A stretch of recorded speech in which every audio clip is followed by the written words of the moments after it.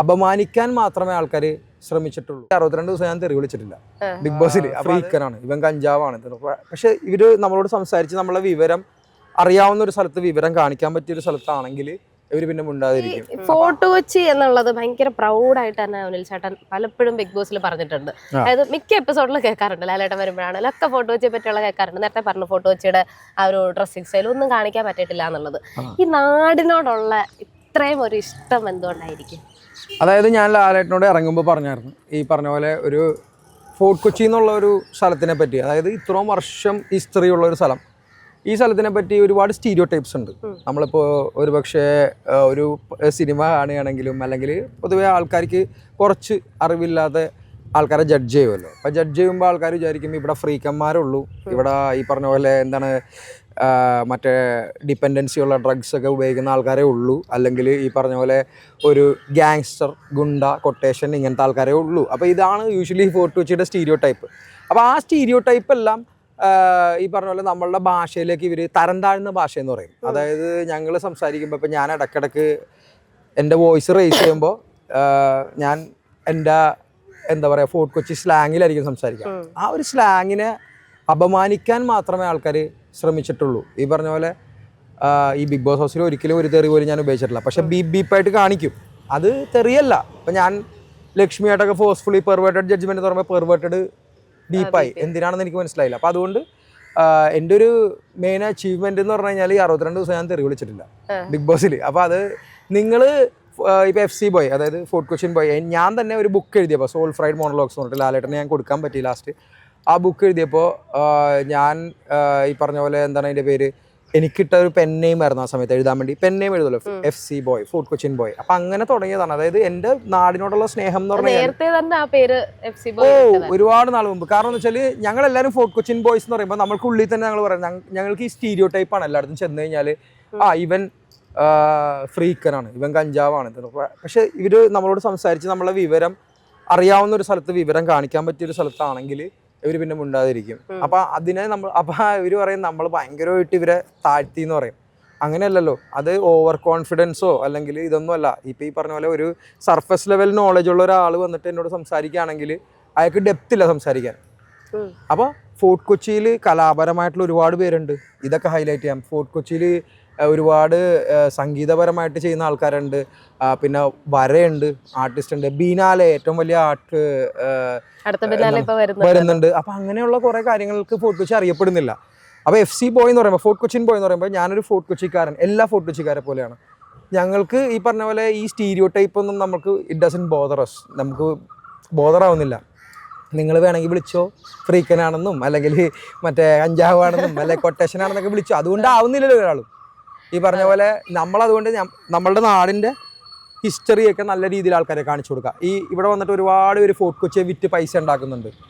അപ്പോൾ കുറേ tour guides വന്നിട്ട് നിങ്ങൾക്ക് വാസ്കോ ഡി ഗാമ ജനിച്ചത് ഇവിടെ, വാസ്കോ ഡി ഗാമ മരിച്ചത് അവിടെ എന്നും പറഞ്ഞിട്ട് പറഞ്ഞുതരും. അതിലൊന്നും കാര്യമില്ല, നാട്ടുകാരുടെ കഥ. അപ്പൊ ഞാൻ എന്റെ ഫാന്റാസ്മ ഞാൻ അങ്ങനെ തുടങ്ങിയത്. ഞാൻ ഫാന്റാസ്മ എന്ന് പറഞ്ഞൊരു സംഭവം തുടങ്ങിയായിരുന്നു, ഒരു നൈറ്റ് വാക്ക്. അതിൽ നാട്ടിലും നാട്ടുകാരുടെയും കഥകൾ മാത്രമല്ല, ലെജൻസ്, ഫോക്സ്. അപ്പോൾ അതിനെ ഞാനൊരു സ്പൂക്ക് ട്രെയിലാക്കി മാറ്റി. കേരളത്തിലെ ആദ്യത്തെ സ്പൂക്ക് ട്രെയിലാണ്.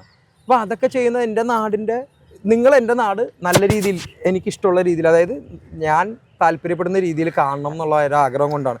അങ്ങനെ ഫോർട്ട് കൊച്ചിയുടെ ഭക്ഷണം, ഈ ഭക്ഷണം എനിക്കിപ്പോൾ ഒരുവിധം എൻ്റെ റിസർച്ചിലൂടെ ഞാൻ കൾണറി ആന്ത്രപ്പോളജി എന്ന് പറഞ്ഞൊരു ഫീൽഡ് റിസർച്ച് ചെയ്യുന്നുണ്ട്. അപ്പോൾ അതായത് ഒരു വ്യത്യസ്തമായിട്ടുള്ളൊരു ഏരിയയാണ്.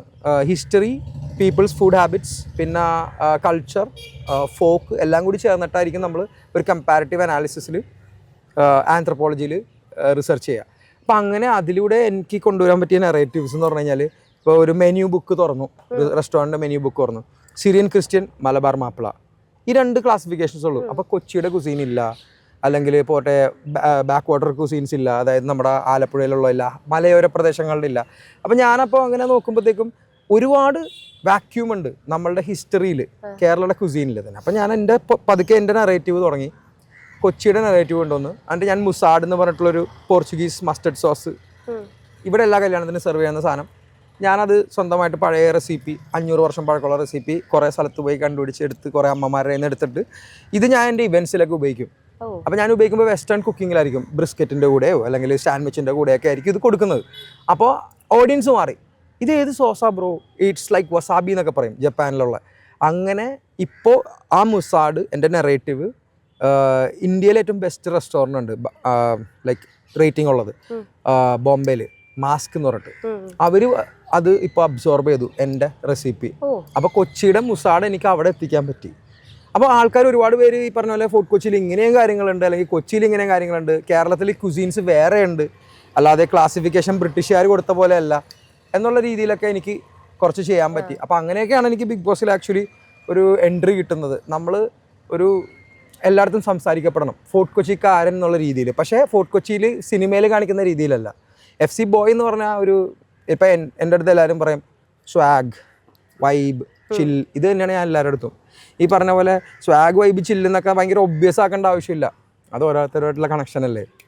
ഞാൻ നേരത്തെ പറഞ്ഞ പോലെ എനിക്ക് കണക്റ്റ് ആവുന്ന കുറച്ച് പേരുണ്ട്, വളരെ കുറച്ച് പേരായിട്ട് കണക്റ്റ് ആവാത്തുള്ളൂ. അതെന്ന് പറഞ്ഞാൽ ഞാനിപ്പോൾ ലൈഫിലും അതുപോലത്തെ ആൾക്കാരായിട്ട് കണക്റ്റ് ആവില്ല. എനിക്കൊരാളുടെ ഒരു എനർജി ഫീൽ ചെയ്യുമ്പോഴേ, ഇപ്പോൾ നമ്മൾ സംസാരിക്കുമ്പോൾ ഒരു എനർജി ഉണ്ട്, ആ എനർജി ട്രാൻസ്മിഷനിലൂടെ നമുക്കൊരു എനർജി ഫീൽ ചെയ്യുമ്പോൾ ചില്ലാണോ അല്ലെങ്കിൽ ഇത്തിരി പ്രിറ്റൻഷ്യസ് ആണോ, പ്രിറ്റൻഷ്യസ് മീൻസ് ഫേക്ക് ആണോ. കാരണം നമ്മൾ ഒരുപാട് രാജ്യങ്ങളിൽ ഒരുപാട് കൾച്ചേഴ്സിനായിട്ട് മിക്സ് ചെയ്തിട്ടുണ്ട്. അപ്പോൾ ചിലപ്പോൾ നമുക്കും നമ്മുടെ ഉള്ളിൽ കുറേ ഫീലിങ്സ് ഉണ്ടാകും, അതൊക്കെ ഇവരും അവരുടെ കൾച്ചറിലൂടെ നമുക്ക് മാറ്റിയെടുക്കാൻ പറ്റും അവരെ ഒബ്സർവ് ചെയ്തിട്ട്. ഇപ്പോൾ ഞാൻ ചെറുപ്പത്തിൽ തന്നെ അങ്ങനെ ഭാഗ്യങ്ങളുണ്ടായി. ഞാൻ പഠിച്ചു, പഠിക്കുന്ന സമയത്ത് ഭയങ്കര പഠിപ്പിച്ചായിരുന്നു, പഠിച്ചു. അത് കഴിഞ്ഞിട്ട് ഞാൻ ഇന്ത്യനെ റെപ്രസെൻ്റ് ചെയ്ത് ഓസ്ട്രേലിയ പോയിട്ടുണ്ട് ഞാൻ കോളേജിലായിരുന്നപ്പോൾ തന്നെ. പിന്നെ അതേപോലെ തന്നെ UK പഠിക്കാൻ പോയി, പിന്നെ അവിടെ വർക്ക് ചെയ്തു. പിന്നെ ഖത്തറിൽ പോയി വർക്ക് ചെയ്തു, ഇൻ്റർനാഷണൽ കമ്പനിയിലാണ് വർക്ക് ചെയ്തത് ഞാൻ. ഇൻ്റർനാഷണൽ ട്രേഡ് അതാണ് ഞാൻ ചെയ്തുകൊണ്ടിരുന്നത് വെച്ചാൽ. അങ്ങനെയുള്ള കുറേ കാര്യങ്ങൾ ലൈഫിൽ ചെയ്തിട്ടുണ്ട്. ഒരുപാട് രാജ്യങ്ങൾ കണ്ടിട്ടുണ്ട്, മലേഷ്യ, സിംഗപ്പൂർ, അങ്ങനെ കുറേ സ്ഥലങ്ങളിലൊക്കെ പോയിട്ട് ഇവരുടെ കുസീൻസും പഠിച്ചിട്ടുണ്ട്, തായ്ലൻഡ്. എന്നിട്ട് ഇവിടെ ഒരു റെസ്റ്റോറൻറ്റ് നടത്തി 2018. ഞാൻ 2017 വരെ, 2007 പാസ് ഔട്ടായി, 17 വരെ ലോയറായിരുന്നു, ഷിപ്പിംഗ് ലോയറാണ്, മാരിടൈം ലോയർ. അത് കഴിഞ്ഞിട്ടാണ് പിന്നീട് എല്ലാവരും എന്നെ അറിയപ്പെടുന്ന FC ബോയ് ആയിട്ട്. അപ്പോൾ അതിനുശേഷം ഞാൻ മുമ്പേ എഴുതി തുടങ്ങിയായിരുന്നു. 16 ഒരു ബുക്ക് എഴുതി, അതിനുവേണ്ടി FC ബോയ് എന്നുള്ളൊരു സാധനം, ഒരു പെൻ നെയിം ഞാൻ എടുത്തത് എൻ്റെ ബ്ലോഗിലൂടെയാണ്. സോൾ ഫ്രൈഡ് മോണോലോഗ്സ്, അത് ആമസോണിലുണ്ട്. Soul fried monologues. ഞാൻ ആക്ച്വലി എൻ്റെ വീട്ടിൽ ഓദർ കോപ്പീസ് ഉണ്ടാവും, ഞാൻ ഒരെണ്ണം തരാം. ഞാൻ ഒരിക്കലും ബിഗ് ബോസ് ഷോയിൽ ഈ ബുക്ക് പ്രൊമോട്ട് ചെയ്തിട്ടില്ല. അനീഷിനെ പോലെ ഒരു 100 തവണ അനീഷിൻ്റെ ബുക്ക് പ്രൊമോട്ട് ചെയ്യണം. പക്ഷെ അങ്ങനെയല്ല. എന്താ കാരണം എന്ന് വെച്ച് കഴിഞ്ഞാൽ ഞാൻ വലിയ സെൽഫ് പ്രൊമോഷനിൽ ഇൻഡൾജ് ചെയ്യണ ആളല്ല. അതായത് പക്ഷേ ഈ പറഞ്ഞ പോലെ നമ്മൾ ഒരുപാട് കാര്യങ്ങൾ പറയുമ്പോൾ ആൾക്കാർക്ക് പുതിയതായിരിക്കും. അപ്പോൾ പക്ഷേ അതെന്താണെന്ന് വെച്ചാൽ അത് എപ്പിസോഡിൽ വിസിബിൾ ആണോ ഇല്ലയെന്ന് എനിക്കറിയില്ലല്ലോ, വളരെ കുറച്ചല്ല. അപ്പോൾ അത് എൻ്റെ ഈ പറഞ്ഞ പോലെ ഞാൻ അവിടെ ചെയ്ത കാര്യങ്ങളെ പറ്റി എനിക്കൊരു ഓഫ് കോഴ്സ് സംസാരിക്കാൻ പറ്റും, അല്ലാതെ എനിക്ക് ചെയ്യാത്ത കാര്യത്തിനെ പറ്റി വെറുതെ ഉണ്ടാക്കി പറയേണ്ട ആവശ്യമില്ലല്ലോ.